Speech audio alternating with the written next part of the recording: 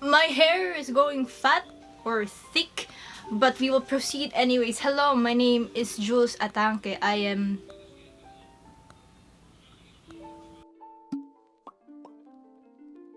Hi, so I'm Joules Lullaby.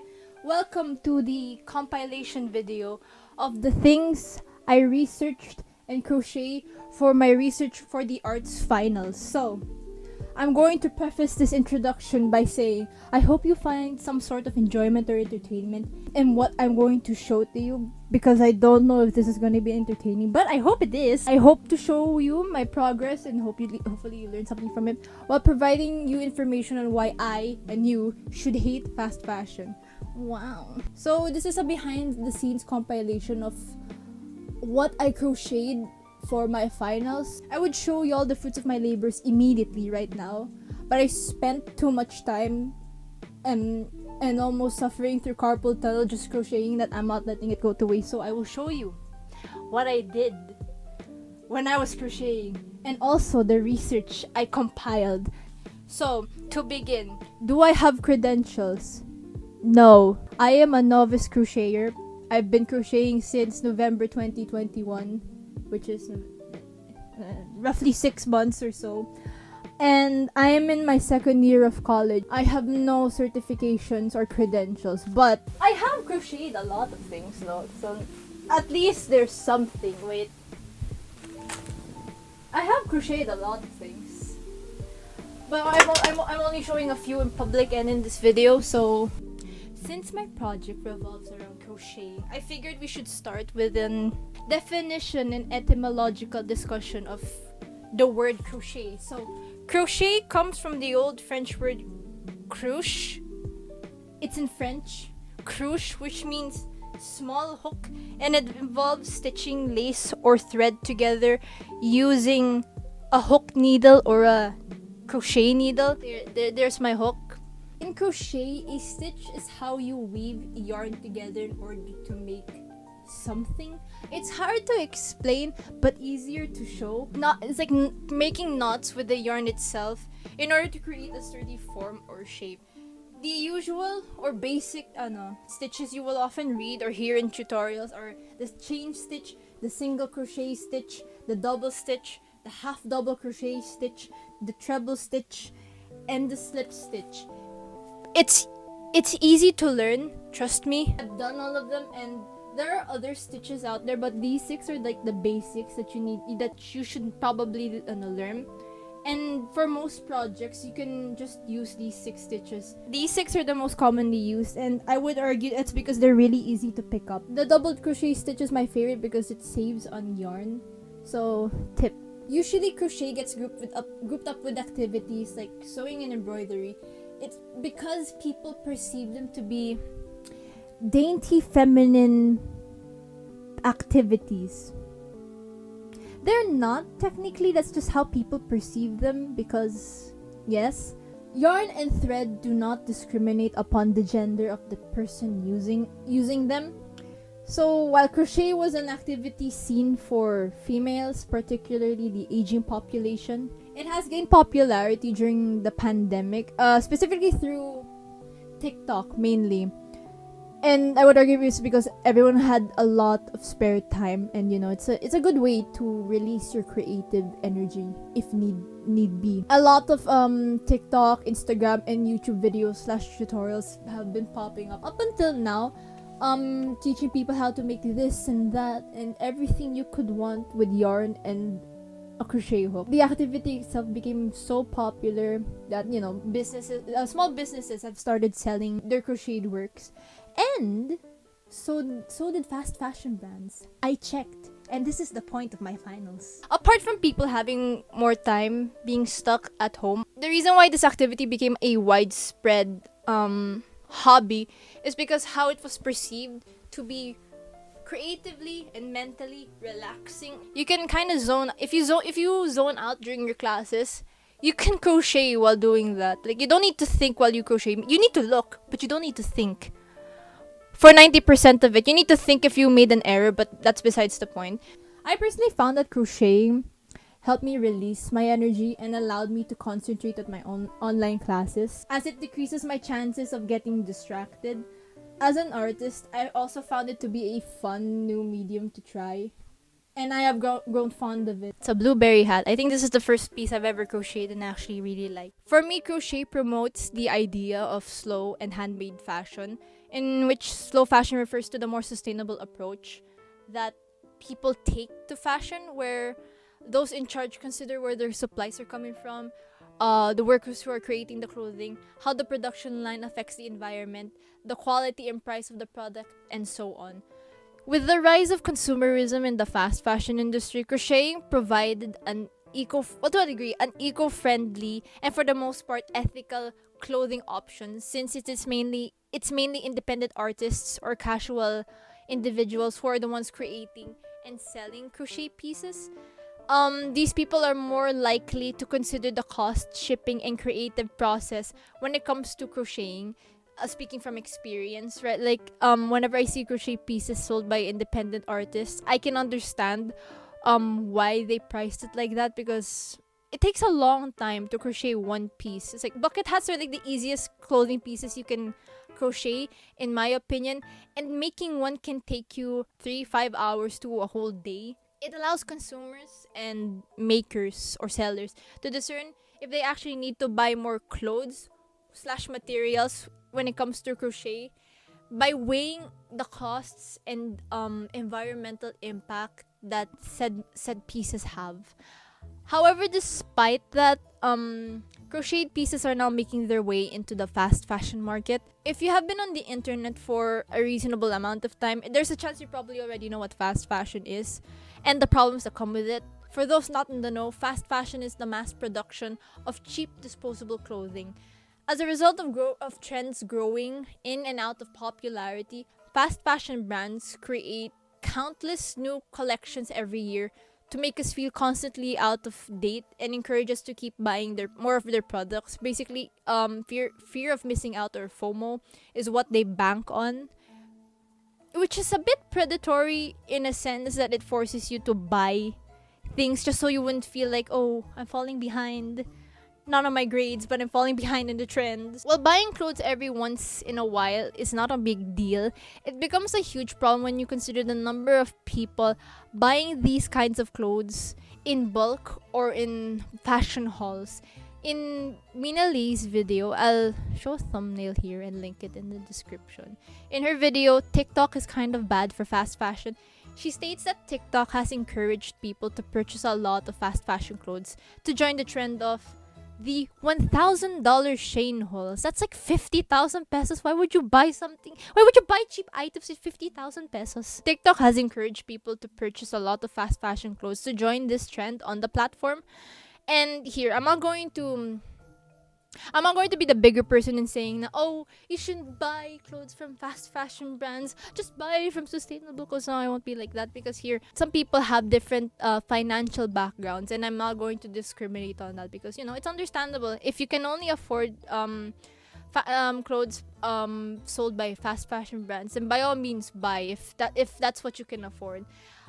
But if you have $1,000 to spare, like if you have 50,000 pesos, just buy from sustainable brands. If you can throw that much money away in cheap clothes, just throw it in sustainable clothes. At least that way it will last longer. I get that there are many reasons why people buy these clothes, like the price and the design. Like, I've seen clothes on the Shein website, and I will admit I have had the urge to buy them, just because, one, they look nice, and two, they're cheap. But the price and the design do have implications of what the company is doing behind the scenes. I have heard of issues like Shein, I don't know, of Shein stealing designs from the works of independent artists, and that is something I cannot support. And the price, oh my god, the prices they have on their products, my god, that should not be the price. It's too cheap for the amount of effort that's been put in it. I get that there are many reasons why people buy these clothing, like the price and the design, but I feel like we should take our time to think about where we put our money, you know? This discussion has its nuances. Like, again, like I mentioned before, some people don't have as much money to allocate to buying clothes. So they get a pass. So what's the deal with fast fashion? Like, why is it such a big deal? Well, here is a lightning round on why fast fashion is a very big and concerning problem to everyone who is and is not involved. Brace yourselves, children. Water pollution, water consumption, microfibers, pollution, improper waste disposal, disposable clothing, the use of toxic chemicals, greenhouse gases emissions, soil degradation, rainforest destruction, bad working conditions, low or unfair wages, unrecorded working hours and uncompensated overtime, health and safety conditions, child labor, forced labor, union restrictions, and existence of toxic substances in our clothing. That's just 18 problems that I've researched. That's not everything. But here is a short list on why fast fashion is such a problem. The TLDR of this list is that a lot of environmental and ethical problems are linked with fast fashion. By buying these products, you're unconsciously, financially, and essentially supporting companies that commit these atrocities. While it's not every shopper's intention to do so, we do, to a degree, support and vote with our money. With that, I highly encourage and suggest that we should probably think long and hard before we press the add to cart button on Shein or Shopee or Lazada. Now that I have all of this to say about fast fashion, what does this have to do with crochet? So given that crochet pieces, regardless if it's a toy, accessory, or clothing, can take hours, days, or even weeks to finish, or sometimes months actually, we should be able to feel assured that any crocheted items that we buy are handmade, which is true. But Joules, I hear you ask, why do so many crocheted pieces exist on fast fashion shops? Are they made by machine? And why are they cheap? No, they're not made by machines. And I have proof and research to back it up. And they're probably made by humans or extorted labor. Extorted labor? I forgot the term. Basically, forced labor. There we go. Forced labor. Yes, they are cheap and exist in fast fashion shops, and I am here to tell you why. So, Alicia Littlejohn from the YouTube channel Little John's Yarns explained that crochet is next to impossible to automate, and I can agree, mainly because of how intricate crochet stitches are. Again, like I mentioned before, crochet stitches are easy to do, but they're intricate in a way that a machine cannot replicate the movement of a human hand when weaving. Machines are meant to replicate and automate simple tasks. However, the thing with crochet is you can only make a limited number of pieces using one stitch. While machines can replicate a limited number of stitches, I would say like one or two, it cannot account for the errors you make when it comes to crochet stitches. The thing with crochet stitches, the errors you can do is just tangling loose threads or missing loose threads when you're stitching them. That is something a machine cannot account for, because usually when you have an error in your crochet, you can just like you can see it, you can frog or unwind the stitching and then repeat it. A machine cannot account for that. The closest thing you can get to a crochet machine isn't even a crochet machine, it's just a crochet machine by name. In Alicia's video, she explains that the so-called crochet machine uses multiple threads in its process, which already shows it's not a crochet machine, because in crochet, technically, as you weave, you're taking a source from like one thread for the most part, technically, unless you're doing a gingham pattern, like the checkerboard thing. You're only taking one source of yarn at a time as you crochet. The reason why this machine isn't really a crochet machine comes with the fact that crochet pieces require you to switch from different stitching methods at a time. If I wanted to make a cardigan top, I could do it with like double stitches, like for this panel. But if I wanted to do the ribbing, I would need to adjust the position of how I'm crocheting and then switch my crochet stitches from like a double crochet stitch to a half double crochet stitch. Now, while a machine can probably try to do that, I agree on the idea that it won't be able to replicate it properly, as mentioned before. The most a crochet machine can do is probably make a scarf or something that's just a long blanket maybe, but it cannot make items like, hats, bags, tops. It cannot replicate those. So how is it that a lot of crochet pieces are popping up in fast fashion websites, and why are they so cheap? Exploitative labor, baby! Considering the materials, labor, and other costs, ethical concerns begin to arise when it comes to the people making these products. It is highly likely that the workers who are making crochet pieces for such brands may not be fairly compensated or protected in exchange for their labors. I'd go as far as to say they're probably being exploited for their work. The reason why crochet pieces came up in fast fashion can be traced back to popular designers, specifically when they featured such pieces in their collections. One popular example that I found would be the Harry Styles rainbow patchwork cardigan by J.W. Anderson. Since it costs like $1,500, which is like roughly 65,000 pesos, I may be off. Many who could not afford buying the cardigan opted to making the cardigan on their own, and they were able to do so with the help, I think, of the designer. They released a video, or I think a guide on how to make the patchwork cardigan on Instagram, or I think on YouTube. I really forgot. And as with anything popular, large corporations, specifically those focusing or catering to fast fashion, picked up on this trend and started selling crocheted pieces for like really, really cheap. As we discussed before, crochet cannot be automated or mass-produced, which means that most of these companies are probably using humans or exploiting humans, maybe even children, to be able to sell these products at a really, really low price. For example, this top I found on Shein's website.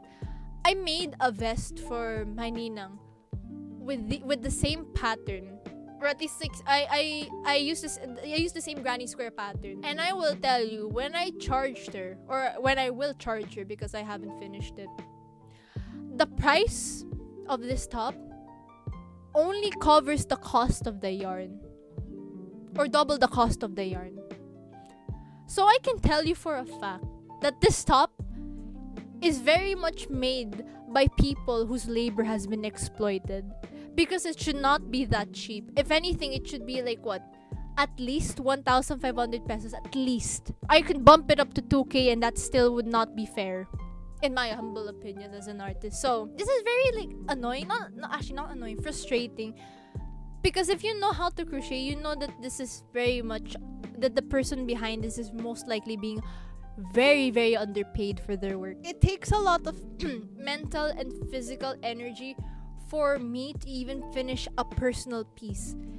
And for a commission piece, I have to keep in mind that I need to take breaks in between my crochet sessions, or else I might develop carpal tunnel syndrome on my wrists, like both, not just the hand that's holding the needle, but also the hand that's holding the piece and the yarn, because it takes your fingers are strained from holding the yarn and the piece in place, while your other hand is just like strained from too much movement. Based on my experiences, I can say that without a doubt, the people making these products are not being compensated fairly for their work. Like, that's a fact, not even like a theory or a hypothesis. It's a fact. This is why I take issue with people buying clothes from these brands. Again, it's a case-to-case basis, but generally, if you're rich, or if you're going to a lot of money, if you're going to set aside a lot of money for like fast fashion brands, I will immediately dislike you for the sole reason that I am aware this is exploitative labor. Like, should we not be bothered by the idea that the clothes that we buy and wear are probably made by people who are earning a wage that cannot support their lunch or their schooling or like the basic human necessities? Does that not bother people? I do admit that I have bought from fast fashion companies before, by choice or by gifts. And I do not excuse myself for buying such. I have never bought in bulk or in hauls. If anything, I don't like the idea of buying clothes anymore. Like, I like imagining it, but I don't like the idea of doing it anymore. For the sole fact that people, like, we don't need so many clothes. What's the problem with having to reuse the same clothes over and over again? Like, isn't that like a good thing? Many of my friends or group mates in college can attest to the fact that I am an avid disliker of fast fashion brands, mainly because I no longer feel comfortable spending my money on products or wearing products that have been made by companies that do not care about their workers. Like, they don't care about their health, their safety, their wages. Like, huh? As an aspiring business owner, that's a no. The point I'm trying to make is that our purchasing choice affect a lot of people and not just us, the consumer. From all the information I've researched, a lot of people and places are being affected by the manufacturing process of many fast fashion companies. With that, I feel like we should start being more aware of how our products are being made. Of course, we cannot fully avoid buying items that may have been made by exploited workers. Of course, we cannot fully avoid buying items that have been unethically made. More often than not, we consumers are not truthfully informed enough by the corporations about in regards rather to the transparency of how their products are made. If anything, the best we can do is ensure that we spend our money wisely on businesses and products that we choose. On another note, finding out why crochet has yet to be automated is meant to show its artistic and sentimental value, at least to me as an artist, seeing as it is currently impossible to truly replicate the intricate weaving of thread present in crocheting. I wanted to show that it makes it unique from other creative activities. The process and the product of crocheting visualizes the amount of effort that its creator put into it. Its handmade nature appeals to me as an artist of different mediums. Personally, for me, crocheting is proof that regardless of the medium, art is and will always be made up of hard work, passion, and dedication.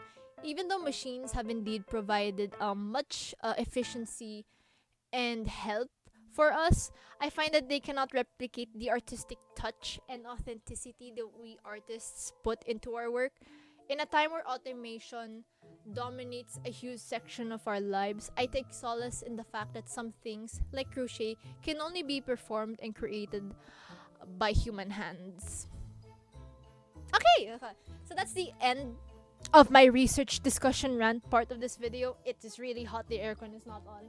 So please make your way to the behind the scenes part of this video. I'll see you all at the end of it. Hi. So I forgot to include this part of the discussion into my script, so we're sticking with voiceover Joules. I bought my materials from Shopee a few months ago, so to make it fair, the way I computed the costs was by noting how many rolls of yarn I used per piece, and then I got their individual prices from my purchase list from Shopee, and I added them up alongside their shipping fees. And when I checked, all in all, this project only cost me 600 pesos in terms of materials. So it's like roughly 200 pesos per piece. And I took this into account when pricing my product. So in terms of that, the way I price my crochet commissions is by the hour. I have no understanding or basis yet of how crocheters price their products, or at least bill people when it comes to their commission rate. So I made my own, and the way I did it is by the hour. My regular rates cost 100 pesos per hour, and then 75 pesos per extra 30 to 59 minutes. Just like let's say it took me 10 hours and 50 minutes to do the crochet. I bill people an extra 75 pesos for that lack of hour or extra minutes. I do have another set of rates. This is for when I feel guilty about pricing people too expensive. This is what I normally give to my family members. It's 75 pesos per hour and then 50 pesos per extra minute. So it kind of looks cheap, I will say, but to each their own, I guess.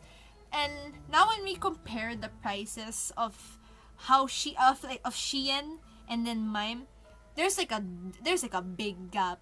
And this is the price without adding the material cost, mind you. So regardless of which way I price my items, they are significantly more pricey when compared to Shein. And in my defense, and in the defense of other artists and crocheters out there, this is a fair price, given that it took me for each at least or at most half a day to complete over the course of a few days. And this says a lot of how fast fashion brands, I would say, treat their workers. Because here, looking at the prices of Shein, I can most definitely say they're only pricing it based on how much it cost them. If we were to look at the hat, it's shocking to see that they priced it at such a low price, at such a low price, when that hat probably took some person like 10 hours, maybe more, maybe less, to make it. And that price, it's not enough to pay that person for the labor they gave. So what I'm trying to say is that with this comparison, it's plain to see what the reason is for why we should not be supporting or buying from fast fashion brands. The prices they have may be fair or like a bargain for the buyers, but not for the workers, or at least, or maybe the artists behind their products. 300 pesos a day, or 300 pesos every hat that they make, is not fair nor enough to sustain a proper way of life for them. If anything, it's not enough to support themselves, their family, or any necessities they may have in life. So what I'm trying to say with this rant is that my point still stands. If possible, let's not give our money or our attention to fast fashion brands. I'll end my rant here before I get any more emotional or ranty. But if I forget anything, text editor Jules will just like note it down here. So anyway, I'm calm now. I asked my sister specifically what color she'd like on the pieces, because I am intending to give the pieces to her once I'm done. So the orange and the dark blue, it's not clearly seen here, but the orange and the dark blue, it's for the bucket hat, and then the rest of these will be for the crop top, and if time will let me, for the daisy hairband. I decided to just use up the yarn I had at home to make sure I'm still on time with finishing the exhibit, since shipping usually takes 1 to 2 weeks, which I am not keen on waiting for. That's the rest of my yarn, or the rejected yarn, for this project. God bless.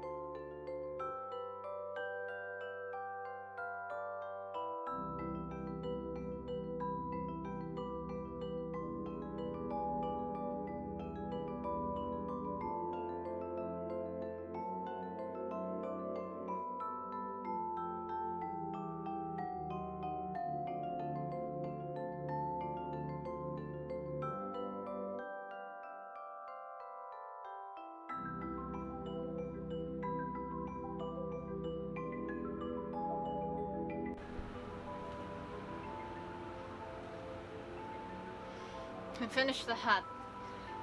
It's a bit too big, but and QB, but I can't go back to make it smaller anymore. So this will be like a beach hat. So yeah. If my computation serves me right, this took me 10.5 hours to make. Which also surprised me because I can crochet relatively fast because I'm a novice. But now that I realize it took me 10.5 hours, I don't like the price I'm seeing at Shein. Shing. But yeah. So this is the bucket hat. You will see it better in the exhibition because the lighting at 6 minutes to 12 is very, very bad. So yes. I don't know what else to say except the next clip will probably be me starting on the crop top. I don't have a mic. Well, this will be the mic. There's a mic on my camera, but I'm using this as a mic. So, current updates. I'm worried about next week because aside from my arts research class, I also have a lot of pending deadlines for other classes like PE and philo. So I'm trying to make the best out of my time by doing a lot of advanced work. This is technically advanced work since I allotted 3 days to make this and I did it in 2. So tomorrow I'm gonna use the extra day to work on the crop top ASMP. I don't know, but yeah. I don't know what else to say. This is the ramblings of a second year college student.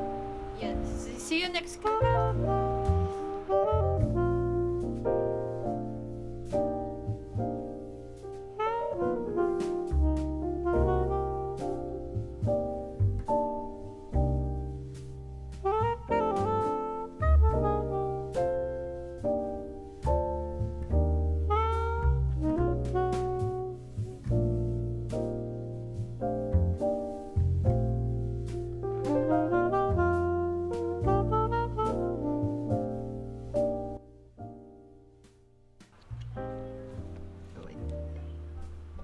The lighting is still bad, but this is going to be the end result for most of these patches. I made a miscalculation. The way I do granny squares is by multiplying the amount of colors I'm gonna use. So it's like, since I used 5 colors, it's 5 times 4 times 3.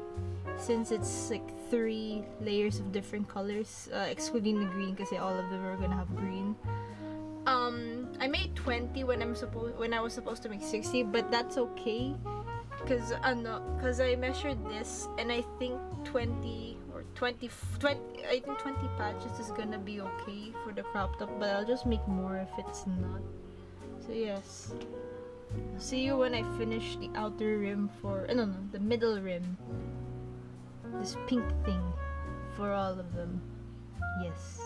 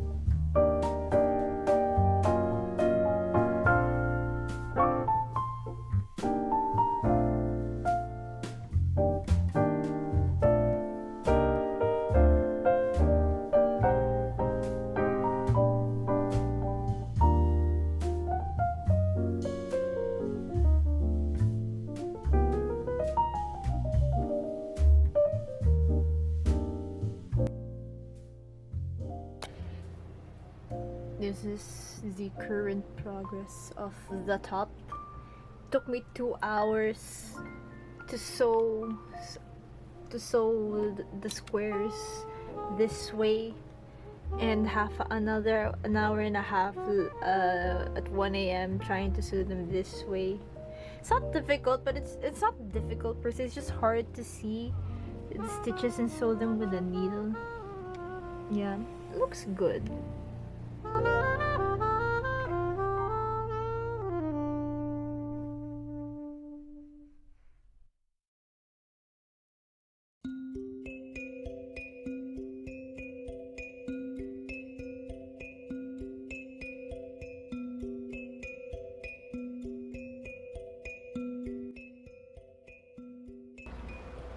I was able to finish the top last night.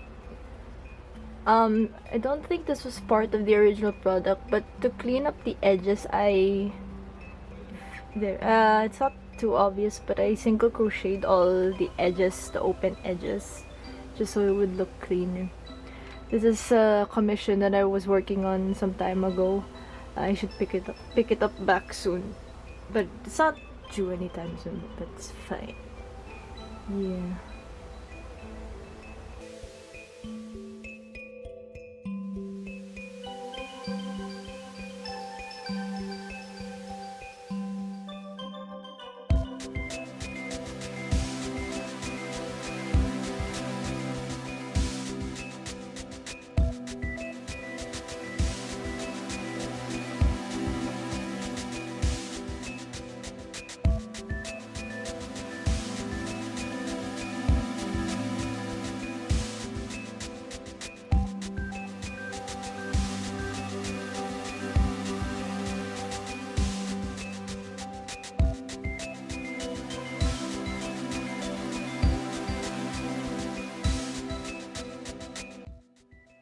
Okay, that's all I have to show for this project.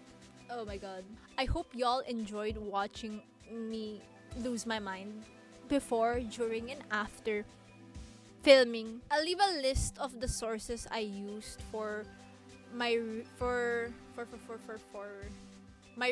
research part. I'll also leave a link pala of the zine I made for my crochet pieces. That technically that's the main part of my project. This video is just to show proof of what I actually did, and also just to show you guys the fun part, I think. A special thank you to my sister Denise for helping me out on this project. She's the one who helped me take pictures of her and of the crochet pieces, and the pictures turned out really good. My soul is now indebted in your favor for the rest of our living lives. I would also like to thank myself, specifically my hands, or rather my right hand, for surviving this ordeal. My arm soared countless times after each crochet piece. Most importantly, I'd like to thank my professor. I genuinely enjoyed the entire process of this. As I'm speaking, I probably won't enjoy the editing process, but we'll see. So, good job, sir. Good job. And if anything, I am inspired to repeat this project again. Not for school, but for personal works. Either for crochet ulit or probably paintings. But again, we'll see. The future is not bright, but we'll get there. I think that's all. Editing Joules will probably come in to say some few words if I forgot to say anything. If not, thank you for watching, and I hope you'll stick around for my future endeavors. Yeah. Bye!